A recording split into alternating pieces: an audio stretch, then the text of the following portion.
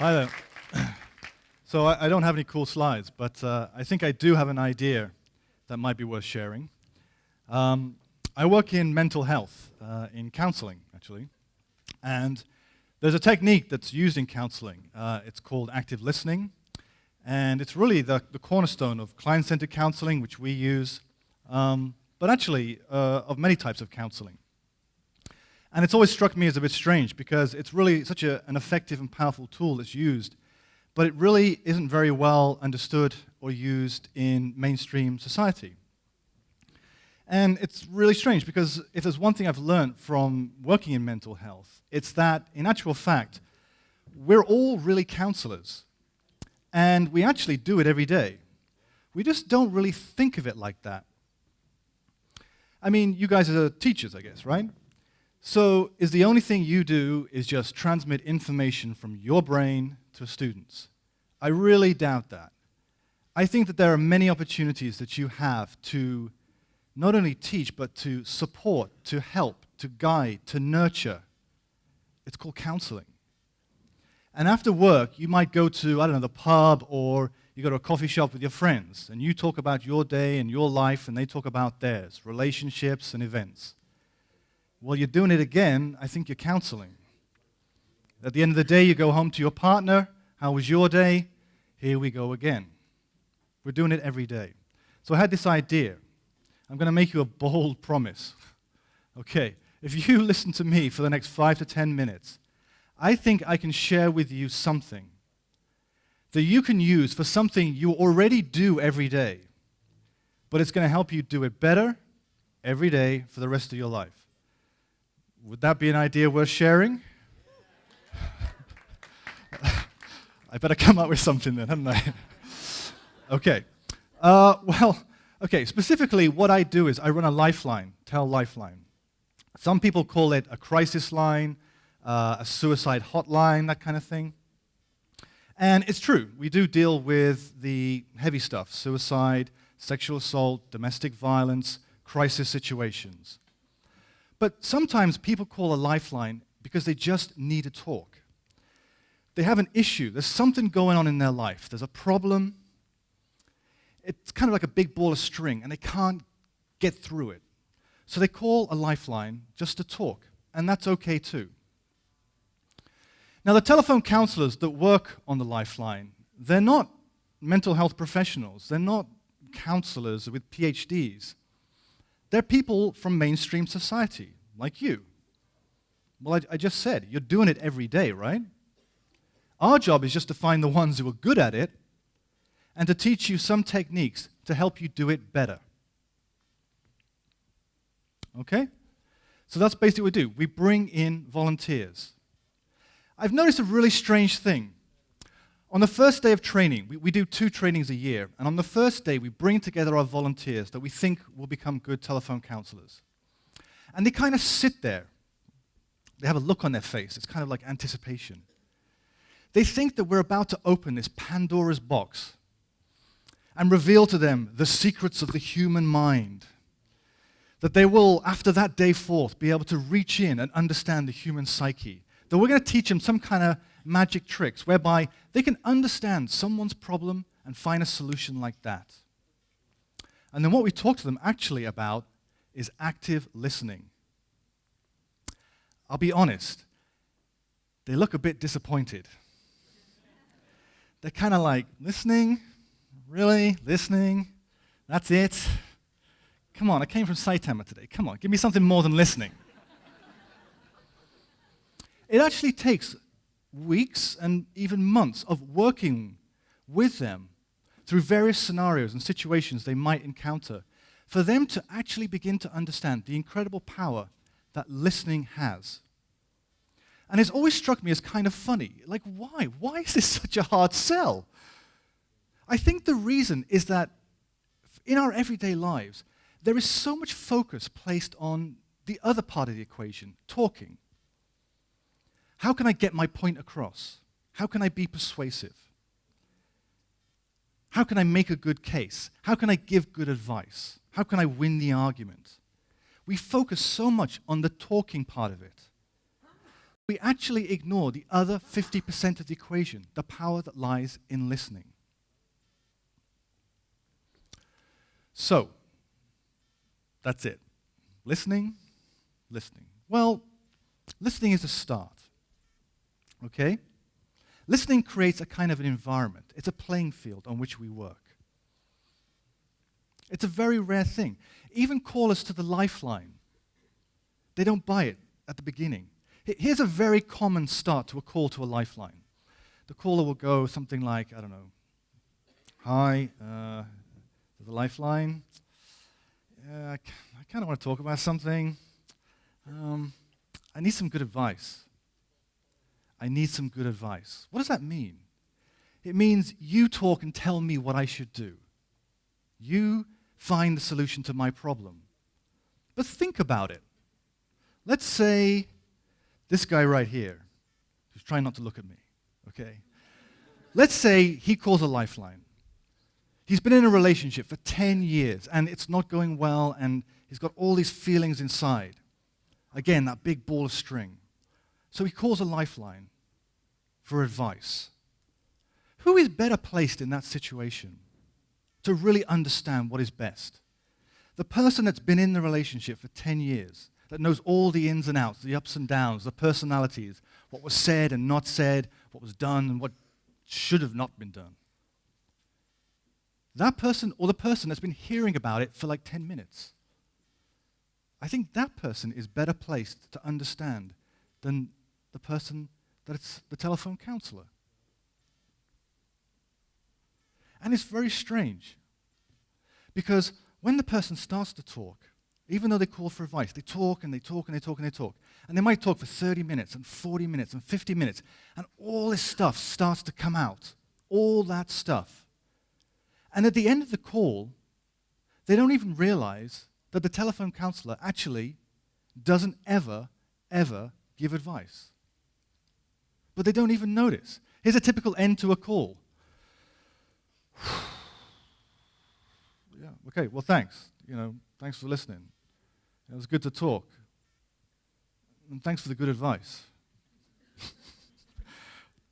Okay, sure. It was nothing. But it wasn't nothing, was it? Because for whatever reason, that person, not at work, not in the pub or the coffee shop or at home, could find somebody that would just listen. That would just listen to them.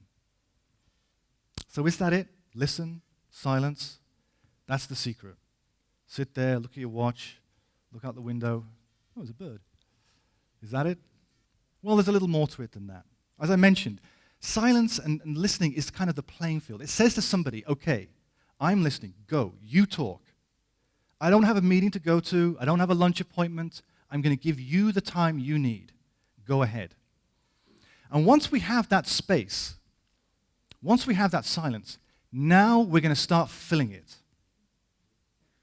What do we fill it with? Well, the first thing, and maybe the hardest, is a thing that's called UPR. Unconditional positive regard. And what that means is that as someone talks about an issue, myself as the listener, I'm not going to start forming opinions. I'm not listening to the facts and going, oh yeah, well, you're pretty awful, aren't you? Or she was awful, or you should have said this, or whatever. There's no place for that here. That's not what I'm here to do. I put all of that aside and I listen. We use a word called empathy. Empathy. Not sympathy like, oh, you poor thing. Empathy. To try and put yourself in another person's shoes and understand where they are and how they feel. We listen. And the most fundamental thing is we don't judge. Because if we start listening and we start forming our own opinions and we start judging what they did, where does that go? That goes to advice giving. And that's not what we're going to do, okay? We've all done some stupid stuff, right? So I'm not going to sit here and judge somebody for what they did, okay? That's not my job. I think positively and I listen. Unconditional positive regard. Try it. It's really hard. It's really hard because it's probably the opposite of what we've always done. Every time we're in that coffee shop and the pub and at home, when we're listening to someone talk, we're constantly thinking and forming opinions and judging. It's very, very hard. I'll teach you one other part of active listening, another technique. It's called reflecting feelings. Now, let's say I listen to this guy, Mr. Terrible Relationship. Sorry. He's talking about 10 years of problems, maybe, I don't know, hurt, feelings, all different things. And he tells this story, and out it comes. What is true and not true? Is it a subjective story or an objective story? What did he put in and miss out? The thing is, I have no idea. If I'm listening to someone talk about an issue, I have no idea what the facts are. So it would be a bad idea to start forming opinions, judgments, and giving advice. But there is one thing that will always be true, always, and that is, how does he feel about it? And that's where the work is in counseling. It's how does he feel? If he's calling because his partner said something really awful last night, he's not calling because of the words that were said. He's calling because of how those words made him feel. And that's where the work is, in the hurt and the frustration and the anger and the pain. So when you're actively listening, that's what you're looking for. You're looking for the feelings. And that's where you work. And sometimes you reflect that feeling back. It's so strange how often a person doesn't even know it. A caller might go something like, like I'm feeling frustrated and it's really, like this thing happened and, it's really getting to me. And you reflect back, oh, you're feeling frustrated. And the caller goes, yeah, that's it, I'm frustrated. When somebody talks and starts to get it out, they don't even recognize themselves sometimes, but by getting it out, by just getting it out, sometimes it really helps to bring some clarity and it starts to bring movement, some movement. Now, a person that rings a lifeline doesn't always solve their problem in a phone call or 10 or maybe 100, I don't know. That's not for me to decide, but it does help to start some movement. Let me give you one story to end with. And to me, this story really epitomizes what is essential about listening. So the very first lifeline was started in something like 1956, in England, I think, by a man named Chare. And Chare wasn't a professional counselor either. He was actually a priest. He was an Anglican priest. And he was new on the job. And the first ceremony that he ever officiated over was a funeral. It was a funeral of a young girl. And so he asked, what happened to this girl? Why did she die? It turned out that she had taken her own life. And he asked, why would she do that? Well, it turns out that this girl, she had thought that she had contracted an STI, a sexually transmitted infection. And in 1950s England, the fear, the shame, the guilt, all these feelings that came with it, the ruin of it, led her to take her own life. You know what? She didn't have an STI. She had just started to menstruate.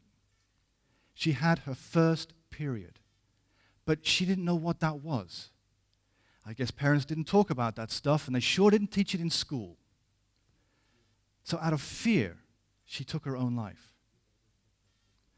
Can you imagine the difference in that girl's life if there had been anybody there that she could have talked to, that would have listened, that wouldn't have judged, that she felt she could trust and actually talk to? What difference would that have made? Today, TEL's Lifeline responds to about 7,000 calls a year from people that just need someone to listen. There are many in our society, in our community, that need help, and they don't walk around with a big sign on their head, but they do reach out. We know from suicide statistics that in the majority of cases when someone takes their own life, they did reach out before. So I'm asking you, the next time you're with a student, in the pub, in the coffee shop, or at home, right before that opinion, right before that judgment comes out, stop, take a deep breath, and start listening. Don't judge. Don't give opinions. Listen. Listen for the feelings. Reflect them back. Give that person a chance, okay? And who knows, one day, one of those students, one of those friends, maybe that will be the day that changes their life. So, fellow counselors, thank you and good evening.